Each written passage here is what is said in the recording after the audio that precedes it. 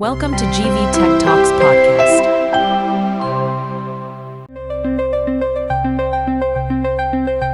आज की चर्चा में आपका स्वागत है। हम एक ऐसी कहानी से शुरू करेंगे जहां एक छोटे से फैसले ने करोड़ों लोगों की जान ले ली। करोड़ों लोगों की। हाँ, 1950s के दशक में चीन में गौरैयों को मारने का एक राष्ट्रव्यापी अभियान चला। उन्हें लगा कि ये चिड़िया सारा अनाज खा जाती हैं और नतीजा एक भयानक अकाल। बाप रे। ये कैसे हुआ? मतलब एक छोटी सी चिड़िया को हटाने से इतना बड़ा संकट कैसे आ सकता है? इसका जवाब छिपा है कक्षा 10th की जीव विज्ञान की पाठ्य पुस्तक के एक अध्याय में, हमारा पर्यावरण। अच्छा। आज हम इसी अध्याय की गहराई में उतरेंगे और समझेंगे कि कैसे प्रकृति के ये छोटे छोटे तार एक दूसरे से जुड़े हैं और उन्हें छेड़ने का अंजाम क्या हो सकता है। और हमारा मकसद सिर्फ परिभाषाएं रटना नहीं है ना? बिल्कुल नहीं, बल्कि इस अध्याय में दिए गए हर सवाल का जवाब ढूंढना है एक बातचीत के जरिए। तो चलिए शुरू करते। तो सबसे पहले ये पर्यावरण या इकोसिस्टम होता क्या है? किताब कहती है कि ये जैविक और अजैविक चीजों से मिलकर बनता है। हाँ, मतलब पौधे, जानवर, हवा, पानी, जमीन, सब कुछ। और इस सिस्टम को समझने का सबसे आसान तरीका है ये देखना कि कौन किसे खाता है। किताब में एक तस्वीर है घास, टिड्डा, मेढक, सांप और बाज। ये तो एक सीधी लाइन लग रही है। बिल्कुल, और इसे ही हम खाद्य श्रृंखला या फूड चेन कहते हैं। ये ऊर्जा के रास्ते को दिखाती है। घास सूरज से ऊर्जा लेती है तो वो उत्पादक है। ठीक है।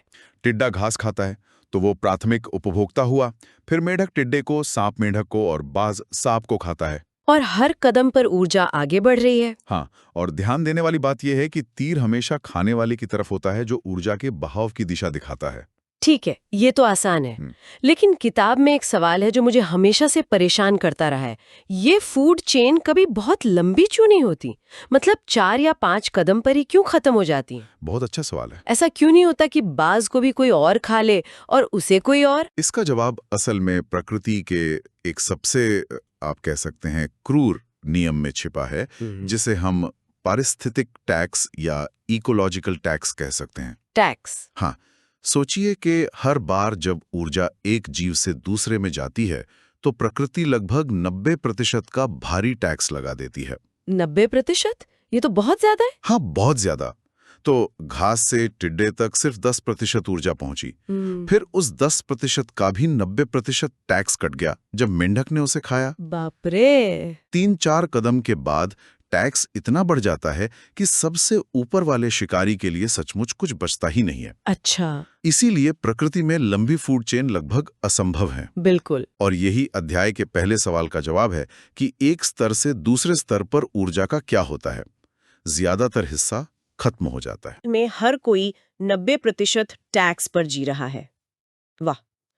अच्छा, मुझे यहाँ एक और शब्द दिखा जो थोड़ा कंफ्यूजिंग है, आला या नीश। ये आवास यानी हैबिटेट से अलग कैसे है? यह एक बेहतरीन सवाल है। देखिए, आवास तो किसी जीव का पता है कि वो कहाँ रहता है।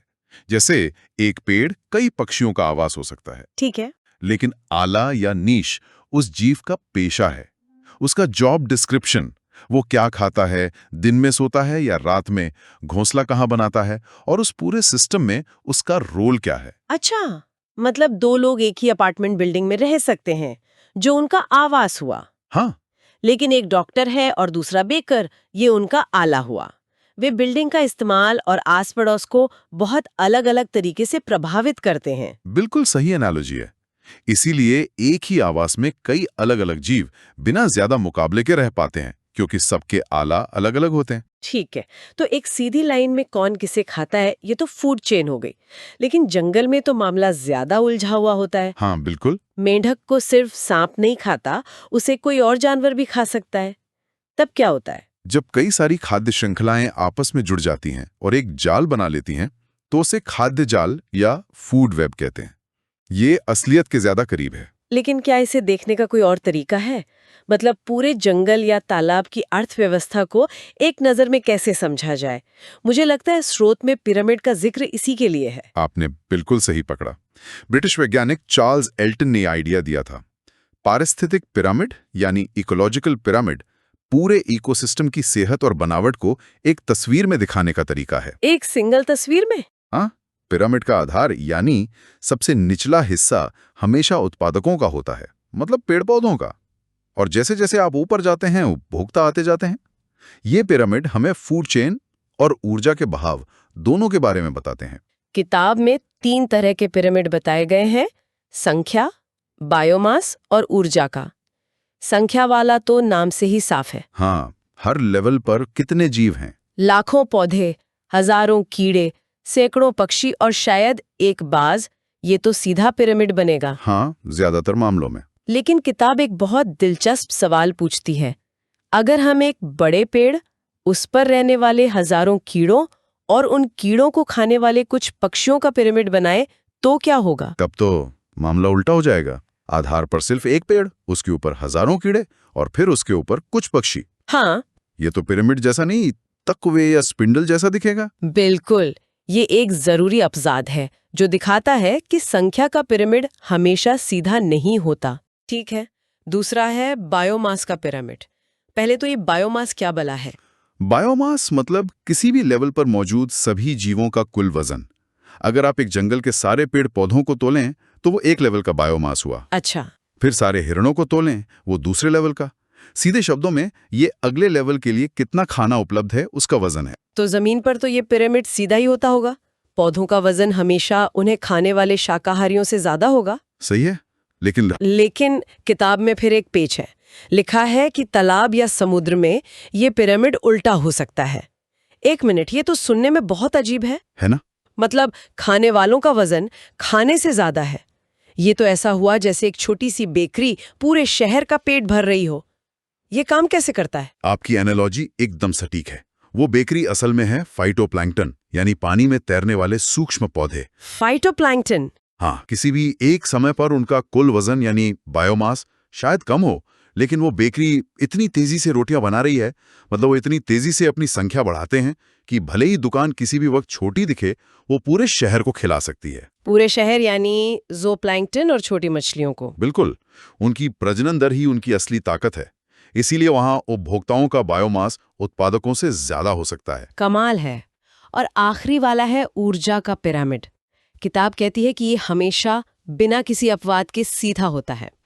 क्यों? क्योंकि यहाँ वो 90% टैक्स वाला नियम काम करता है।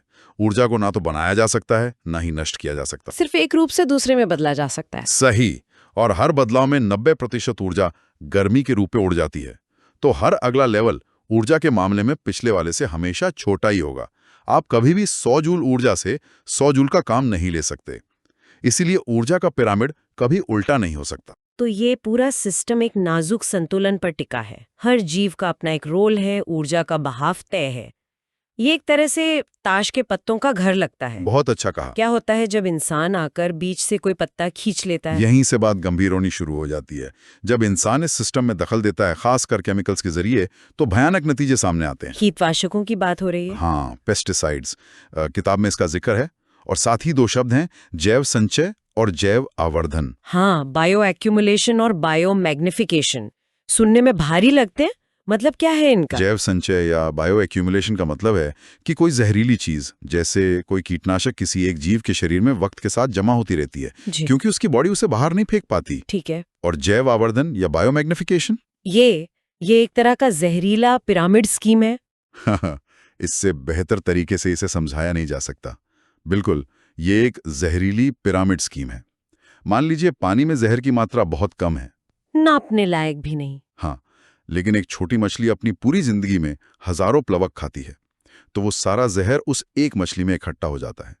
फिर एक बड़ी मछली सैकड़ों ऐसी छोटी मछलियां खा लेती है, तो जहर और भी ज्यादा गाढ़ा यानी कॉन्सेंट्रेट हो जाता है। और जब कोई बाज या इंसान उस एक बड़ी मछली को खाता है, हाँ, तो उसे सालों का जमा किया हुआ जहर एक ही बार में मिल जाता है।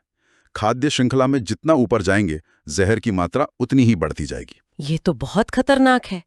किताब में इसका कोई असली उदाहरण है? हाँ, और वो भी स्थानीय। हैदराबाद के पास एड्युलाबाद जलाशय का एक अध्ययन दिया गया है। वहां पाया गया कि आसपास की बस्तियों और फैक्ट्रियों से सीसा और कैडमियम जैसी भारी धातुएं पानी में जा रही थी। उफ। ये धातुएं मछलियों के शरीर में जमा हो गईं। जब वहां के लोगों ने उन मछलियों को खाया तो उनमें हाई ब्लड प्रेशर और किडनी खराब होने जैसी बीमारियां बढ़ने लगीं। ये बायोमैग्निफिकेशन का सीधा जीता जागता सबूत है। बिल्कुल। और ये हमें वापस चीन वाली कहानी पर ले आता है। वहां उन्होंने बस एक शिकारी यानी गौरैया को हटा दिया था। बिल्कुल। 1958 में उन्होंने 4 कीट अभियान के तहत गौरैयों को मारना शुरू किया। करोड़ों गौरैया मार दी गई।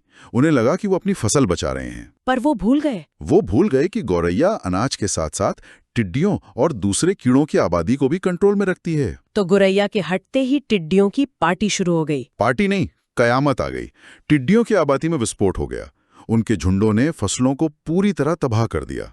और नतीजा? अकाल। हाँ। नतीजा ये हुआ कि चीन में इतिहास का सबसे भयानक अकाल पड़ा, जिसमें अनुमान है कि 1.5 से 4.5 करोड़ लोग मारे गए। हे भगवान! ये उस सवाल का सबसे दर्दनाक जवाब है कि अगर हम खाद्य जाल से किसी शिकारी को हटा दें तो क्या होगा। जवाब है, पूरा सिस्टम ढह जाएगा। तो अगर कीटनाशक इतने बुरे हैं तो क्या हमें उन्हें पूरी तरह बैन कर देना चाहिए? किताब इस पर क्या कहती है? किताब एक बहुत ही व्यावहारिक नजरिया अपनाती है। वो कहती है कि सिर्फ बैन कर देना कोई हल नहीं है, क्योंकि हमें अपनी बढ़ती आबादी का पेट भरने के लिए फसलों को कीड़ों से बचाना भी है।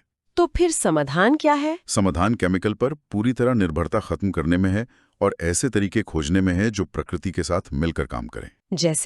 जैसे फसल चक्र अपनाना, यानी हर साल खेत में अलग अलग फसल लगाना, या फिर जैविक नियंत्रण, मतलब ऐसे कीड़े छोड़ना जो फसल को नुकसान पहुंचाने वाले कीड़ों को खाते हों। एक कीड़ा दूसरे कीड़े को खा रहा है। हाँ, और तीसरा है ऐसी फसलें उगाना जिनमें कीड़ों से लड़ने की कुदरती ताकत हो। ये सब पर्यावरण नैतिकता का हिस्सा है। ये समझना कि हमारा हर काम पर्यावरण पर असर डालता है। एक छोटा सा क्विज हो जाए? जरूर। पहला सवाल, एक खाद्य श्रृंखला हमेशा किससे शुरू होती है? ऑप्शन है ए शाकाहारी, बी मांसाहारी, सी उत्पादक, या डी सर्वाहारी। ये तो साफ है, जवाब है सी उत्पादक। सारी ऊर्जा तो वहीं से आती है। एकदम सही। दूसरा थोड़ा ट्रिकी है। चार्ल्स एल्टन के पिरामिड के हिसाब से इनमें से कौन सा वाक्य सही है? ए सर्वाहारी पिरामिड के सबसे ऊपर होते हैं। नहीं। बी ऊर्जा का जमाव पिरामिड के सबसे ऊपर सबसे ज्यादा होता है। ये तो बिल्कुल गलत है। सी पिरामिड के सबसे ऊपर कोई उत्पादक नहीं होता है। डी पानी के इकोसिस्टम में बायोमास का पिरामिड हमेशा सीधा होता है। तो यहाँ सही जवाब सी है। चलिए बाकियों को गलत साबित करते हैं। ए सर्वहारी कहीं भी हो सकते हैं। बी ऊर्जा तो सबसे ऊपर सबसे कम होती है 90% टैक्स के बाद। और डी हमने अभी बात की कि पानी में बायोमास का पिरामिड उल्टा हो सकता है। बिल्कुल। तो ही सही है, उत्पादक यानी पेड़ पौधे हमेशा आधार में होते हैं, टॉप पर कभी नहीं। तो इस पूरी बातचीत का सार क्या है? मुझे तो यही समझ आया कि प्रकृति की अर्थव्यवस्था 90% टैक्स के नियम पर चलती है। हाँ। हर जीव चाहे कितना भी छोटा हो, उसका एक जरूरी जॉब यानी आला है, और जब हम बिना सोचे समझे सिस्टम से छेड़छाड़ करते हैं तो नतीजे अप्रत्याशित और अक्सर विनाशकारी होते हैं। बिल्कुल। लेकिन सबसे बड़ी सीख ये है कि हमारे पास समाधान है। टिकाऊ खेती के तरीके हैं, संरक्षण के रास्ते हैं। सब कुछ हमारी समझ और हमारी नैतिकता पर निर्भर करता है। चीन ने बाद में अपनी गलती सुधारी, लेकिन तब तक बहुत देर हो चुकी थी। हमें दूसरों की गलतियों से सीखने की जरूरत है। अंत में एक सवाल सोचने के लिए, किताब में पर्यावरण नैतिकता की बात की गई है, यानी पर्यावरण के लिहाज से क्या सही है और क्या गलत। हमारे रोजमर्रा के जीवन में हमारे अपनी जरूरतों और पर्यावरण की भलाई के बीच वो लाइन कहाँ खींचनी चाहिए, खासकर तब जब हमारे किसी काम का बुरा असर हमें तुरंत नहीं बल्कि शायद हमारी अगली पीढ़ी को देखने को मिलेगा। बहुत गहरा सवाल है। इस सवाल के साथ हम आपको छोड़े जाते हैं।